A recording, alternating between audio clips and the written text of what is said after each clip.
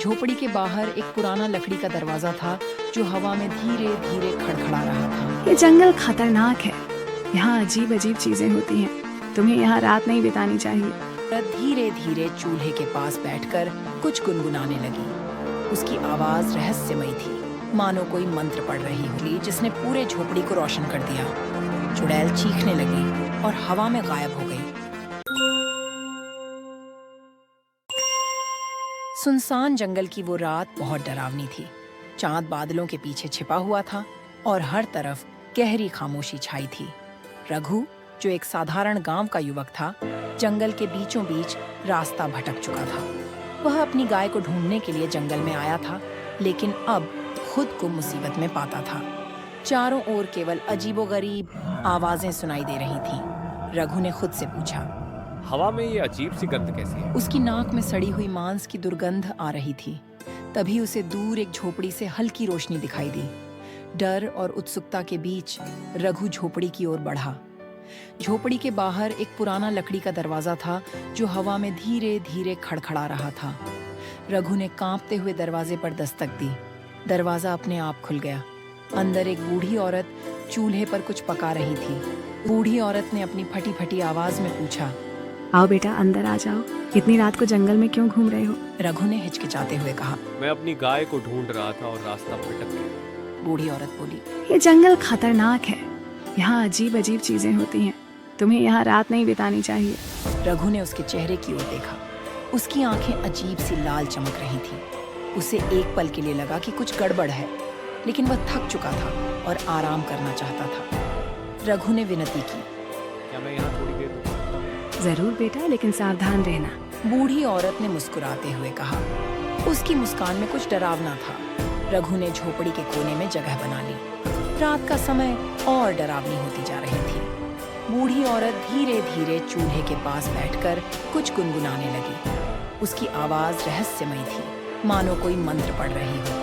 अचानक रघु को झोपड़ी के अंदर हलचल सी महसूस हुई। उसने देखा कि दीवार पर टंगे बर्तन अपने आप हिलने लगे थे। एक बर्तन जमीन पर गिरा और अजीब आवाज करने लगा। रघु ने घबराते हुए पूछा, ये क्या हो रहा है? बूढ़ी औरत ने पलटकर उसे घूरा। अब उसकी आंखों की लाल चमक और ज्यादा डरावनी हो गई थी। उसने ठहाका लगाते हुए कहा, तुमने मुझसे पूछा था कि ये जंगल खतरनाक क्यों है। अब देखो। तभी बूढ़ी औरत का चेहरा बदलने लगा। उसकी झुर्रियां गायब हो गईं और उसकी जगह एक खूबसूरत लेकिन खौफनाक चुड़ैल का चेहरा आ गया। चुड़ैल चीख के बोली, तुम्हें यहाँ नहीं आना चाहिए था। रघु ने जल्दी से दरवाजे की ओर दौड़ लगाई, लेकिन दरवाजा बंद हो चुका था। झोपड़ी के चारों तरफ एक गहरे अंधकार ने उसे घेर लिया था। चुड़ैल हवा में तैरने लगी और रघु की ओर बढ़ने लगी। रघु ने गिड़गिड़ाते हुए कहा, मुझे छोड़ दो, मैंने कुछ नहीं किया। चुड़ैल ने कहा, ये जंगल मेरी है और यहाँ आने वाले हर इंसान को इसकी कीमत चुकानी पड़ती है। रघु ने अचानक अपनी जेब में कुछ महसूस किया।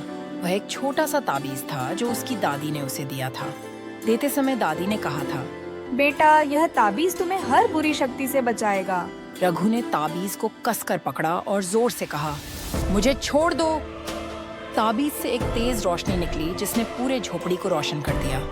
चुड़ैल चीखने लगी और हवा में गायब हो गई। अंधेरा धीरे धीरे खत्म हो गया और रघु ने खुद को झोपड़ी के बाहर पाया। झोपड़ी अब कहीं नहीं थी। वह जंगल से बाहर की ओर भागने लगा। जब वह गांव पहुंचा तो उसने सारी बात अपने परिवार को बताई। गांव के बुजुर्गों ने कहा कि वह चुड़ैल बरसों से जंगल में रहती है और केवल ताबीज जैसी पवित्र चीजें ही उसे भगा सकती हैं। उस रात ने रघु को सिखाया कि कभी भी अनजानी जगहों पर बिना सोचे समझे कदम नहीं रखना चाहिए। उसने अपनी दादी का ताबीज हमेशा अपने पास रखना शुरू कर दिया और जंगल की तरफ दोबारा कभी नहीं गया। लेकिन क्या वह चुड़ैल हमेशा के लिए गायब हो गई थी या फिर वह नए शिकार का इंतजार कर रही थी?